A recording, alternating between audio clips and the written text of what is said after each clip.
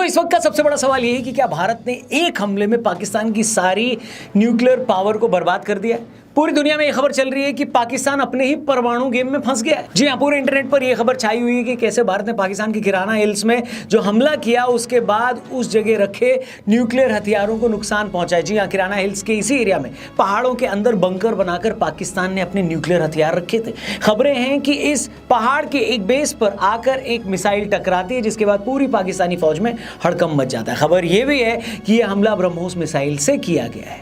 हमला इतना ताकतवर था कि उस हमले से उस इलाके में रिक्टर स्केल पर 5 से ऊपर का अर्थक्वेक आ जाता है। फिर खबर आती है कि इस हमले के फौरन बाद वहां पाकिस्तान की न्यूक्लियर एसेट्स को नुकसान पहुंचता है, उससे रेडिएशन होने लगता है।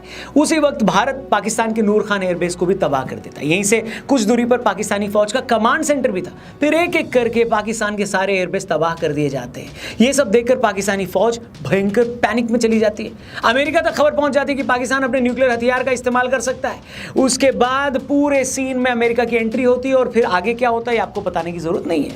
लेकिन सवाल यह दोस्तों कि आखिर ऐसा क्या हुआ कि भारत की चंद सेकंड की कार्रवाई में पाकिस्तान बिलबिलाने लगा। आखिर ऐसा क्या हुआ कि पाकिस्तान ने अपने जिन परमाणु हथियारों को पूरी दुनिया से छिपा कर रखा था, पाकिस्तान ने अपने जिन हथियारों को भारत पर हमले के लिए तैयार किया था, वो सारे हथियार लॉन्च होने से पहले खतरे में आ गए। तो आखिर हुआ क्या, आइए आपको एक एक चीज डिटेल में समझाते हैं। वीडियो को अपने दोस्तों से जरूर शेयर करिएगा, चैनल सब्सक्राइब करिएगा। शुरू करते हैं।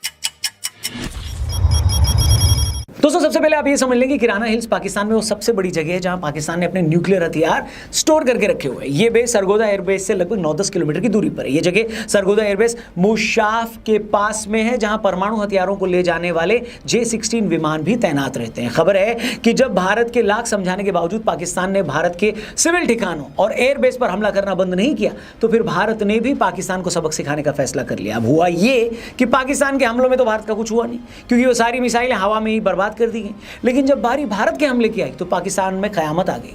भारत गाइडेड बमों और मिसाइलों से सुरंग के एंट्री गेट पर धमाका करता है। जैसे कि मैंने पहले कहा, यह अटैक इतना जबरदस्त था कि वहां पर भूकंप आ जाता है, अर्थक्वेक आ जाता है। इंडियन एयरफोर्स ने सिर्फ पहाड़ी पर हमला किया था, लेकिन उससे पहाड़ी के अंदर मौजूदा वो सारा जो स्ट्रक्चर था जिसके अंदर ये न्यूक्लियर बम या परमाणु बम स्टोर करके रखे गए थे, वो स्ट्रक्चर पूरी तरह टूटकर नीचे आ जाता है।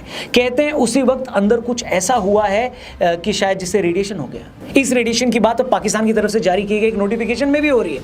वेल, इसकी ऑथेंटिसिटी हम कंफर्म नहीं कर सकते, लेकिन यह तय है कि उस जगह से लोकल लोगों को हटा दिया गया है। लोग परेशान होकर एक दूसरे से पूछ रहे हैं कि आखिर हम कहां जाएं। सोशल मीडिया पर ऐसी बहुत सारी पोस्ट घूम रही हैं। इसके अलावा उसी वक्त नूर खान के एटॉमिक सेंटर पर भी अटैक किया गया। वो अटैक इतना जबरदस्त था कि नासा ने इसकी थर्मल सिग्नेचर को रिकॉर्ड किया। पता चला कि आग या थर्मल हॉटस्पॉट वहां 24 घंटे से ज्यादा वक्त तक रहा। इंडियन एयरफोर्स के इस बड़े हमले ने पाकिस्तानी परमाणु कमांड सेंटर को ही खतरे में डाल दिया और वहां का सारा इंफ्रास्ट्रक्चर बर्बाद कर दिया। इस बीच सोर्सेज से यह कंफर्म हुआ है कि इस हमले से गुफा की स्टोरेज फैसिलिटी को भी तगड़ा नुकसान हुआ है, जिससे लो लेवल का परमाणु रेडिएशन भी हुआ है। उसी वक्त इंडियन एयरफोर्स ने पाकिस्तान के जैकोबाबाद एयरबेस, भुलारी और चगई हिल्स पर भी हमले कर दिए, जिससे वहां भी भारी तबाही मच गई। यही वो टाइम था जब रोता हुआ पाकिस्तान अमेरिका के पास पहुंचा और उसे बताया कि चचा हमारा सारा सौदा फट गया है, इंडिया को रोक लो वरना हम मारे जाएंगे। रेडिएशन की बात सुनकर अमेरिका की भी हालत खराब होगी। जो अमेरिका कल तक ये बोल रहा था कि ये इंडिया और पाकिस्तान का लफड़ा है, एकदम से वो पूरा देश नींद से जाग गया। उसे समझ में आ गया कि अगर इंडिया को नहीं समझाया तो दिन निकलने से पहले पाकिस्तान का सूरज ही डूब जाएगा। अमेरिका की अगली टेंशन ये थी कि इन गधे पाकिस्तानियों ने अपने न्यूक्लियर ठिकानों पर क्या नुकसान करवा लिया ये पता लगाया जाए। तभी अमेरिका ने अपना USB-350 एयरक्राफ्ट, जिसे स्पेशली न्यूक्लियर इमरजेंसी के लिए बनाया हुआ है, उसे फौरन पाकिस्तान भेजा। अमेरिका का एयरक्राफ्ट स्पेशली रेडियोलॉजिकल या न्यूक्लियर एक्टिविटी पर नजर रखने के लिए बनाया गया है। यही वो टाइम था जब इजिप्ट से एक एयरक्राफ्ट EGY-1916 रावलपिंडी में उतरता है। लोग हैरान हो जाते हैं कि इस माहौल में बिना किसी पैसेंजर के मिस्र का विमान पाकिस्तान में क्या कर रहा है, मगर यह पता लगते देर नहीं लगती कि मिस्र का यह विमान बोरोन की खेप लेकर पाकिस्तान आया है। आपको बता दें कि इजिप्ट में नील नदी के किनारे बोरोन के भंडार है। बोरोन एक ऐसा एलिमेंट है जो न्यूक्लियर रेडिएशन को अब्सॉर्ब करता है। बोरोन की खासियत यह है कि बोरोन कार्बाइड न्यूट्रॉन को अब्सॉर्ब कर लेती है और कोई बड़ा नुकसान नहीं होने देती है।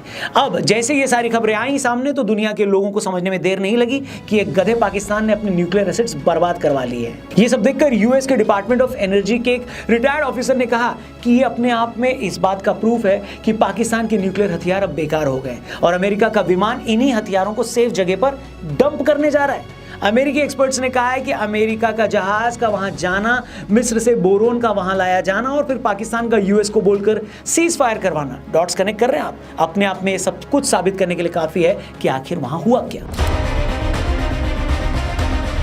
अभी तक जो मैंने आपको थ्योरी बताई है, लगभग पूरा इंटरनेट इसी से भरा पड़ा है। जाहिर है कल जब डीजीएमओ की पीसी प्रेस कॉन्फ्रेंस हुई थी तो भारत के एयर मार्शल ने इस बात से डिनाई किया था कि हमने किराना हिल्स पर कोई अटैक नहीं किया, लेकिन एक्सपर्ट्स का कहना है कि इस तरह की बातें पब्लिकली मानी नहीं जाती। लेकिन अगर सच में ऐसा हुआ है तो भारत दुनिया का ऐसा पहला देश बन गया है जिसने एक न्यूक्लियर देश के अंदर घुसकर उसके न्यूक्लियर बमों को ही बर्बाद कर दिया है। और अगर ये सब सच है, जो कि साफ साफ लगता भी है, तो पाकिस्तान की इससे बड़ी बेइज्जती और कुछ नहीं हो सकती। दोस्तों आप सोच कर देखिए, जिस न्यूक्लियर बम की धमकी पाकिस्तान भारत को पिछले 27 सालों से दे रहा था, जिस न्यूक्लियर ब्लैकमेलिंग के चलते भारत में न जाने कितने बम धमाके हुए, जिस न्यूक्लियर ध्वंस के चलते 26/11 के हमले के बाद भी पाकिस्तान पर कोई हमला नहीं किया गया, आखिर में ये पंचर देश, ये छपरी मुल्क, ये भिखारियों का सरताज अपने उन्हीं न्यूक्लियर बमों को नहीं बचा पाया मतलब। और उसकी हालत ये है ना भाई कि उसके ही न्यूक्लियर बमों की वजह से अब उसके ही देश के लोगों पर जान पर बनाई है। उन्होंने अपना घर छोड़ दिया वहां पर, उस एरिया में जो लोग रहते थे। अगर ये रेडिएशन आउट ऑफ कंट्रोल हुआ दोस्तों, तो हो सकता है कि उस इलाके में पाकिस्तान के लोग कभी अपने घर वापस न जा पाएं, कभी उस जगह पर कोई उगाई चीज न खा पाएं, कभी उस जगह में दोबारा रहने न जा पाएं। जैसा कि कहते हैं ना, बंदर के हाथ में उस्तरा लगना, इस कहावत का इससे बड़ा एग्जाम्पल और क्या होगा। ये फटीचर मुल्क हमें 27-28 सालों से न्यूक्लियर की धौंस दे रहा था, और इन चौथी फेलों को यह भी नहीं पता था कि चचा अपने न्यूक्लियर बम से तुम दूसरों को बाद में मार लेना, पहले ये तो पक्का कर लो कि अपने इन बमों को बचाना कैसे है। दोस्तों आज मैं डंके की चोट पर कहता हूं, प्लीज बुरा ना मानना, लेकिन सिर्फ इन 4 दिनों में साबित हो गया कि पाकिस्तानी फौज से बड़ी नपुंसक कौम पूरी दुनिया में कोई नहीं है। ये इतने फट्टू हैं कि भारत से कभी सीधी लड़ाई लड़ ही नहीं सकते। आज से पहले 4-4 जंगों में जूते खाए थे, फिर डर गए तो पीछे से आतंकी हमले करवाने लगे, और इस बार जब हमने सीधा हमला किया तो हर दिन जलील हुए, बेइज्जत हुए, बेआबरू हुए और हर रोज कूटे गए।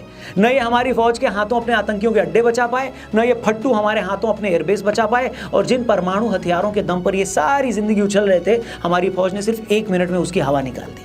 अब समझ में आया पहलगाम हमले के बाद मोदी जी ने क्यों कहा था कि मिट्टी में मिला देंगे।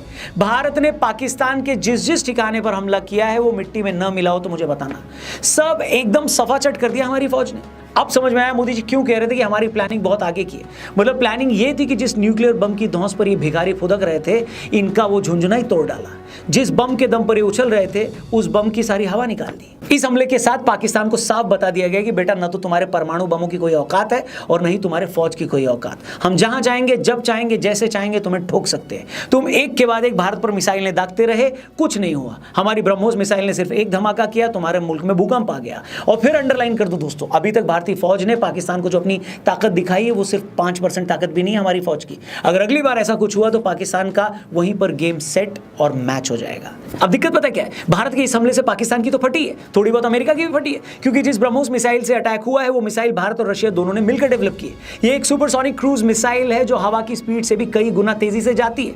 ये कितनी एक्यूरेट है इसका अंदाजा आप इसी बात से लगाओ कि भारत से कई 100 किलोमीटर दूर अगर इसे पाकिस्तान की किसी ठिकाने पर छोड़ा जाता है या छोड़ा गया तो ये एक भी इंच इधर या उधर नहीं होती। आप जरा सोच कर देखिए, एक मिसाइल भारत से चलती है और पाकिस्तान के एयरबेस के सीधा रनवे के बीचों बीच अटैक करती है, हिट करती है, न 1 इंच इधर न 1 इंच उधर।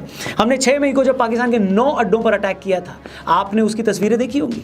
एक मस्जिद जिसका इस्तेमाल पाकिस्तानी फौज अपने ट्रेनिंग कैंप के तौर पर कर रही थी, जब उस जगह पर अटैक किया गया तो मिसाइल मस्जिद के कंपाउंड की छत के बीचों बीच जाकर लगती है। ऐसा नहीं कि मिसाइल साइड में गिर गई या अगल बगल वाली मंजिल पर गिर गई, सीधा बीच में। इसको लेमैन की लैंग्वेज में अगर मैं आपको समझाऊं तो ये वैसा ही है जैसा अगर आप दिल्ली से एक बास्केटबॉल को उछालकर फेंकें और वो बास्केटबॉल मुंबई में किसी बास्केटबॉल के कोर्ट में लगे रिंग में चली जाए, बिल्कुल वैसा ही, एग्जैक्टली रिंग में। इसीलिए तो पाकिस्तान की फटकर 74 हो गई, क्योंकि वही बात है ना बाबा, जब तक आप किसी को अपनी ताकत नहीं दिखाते ना तो सामने वाले को भी समझ में नहीं आता कि आपकी हैसियत क्या है।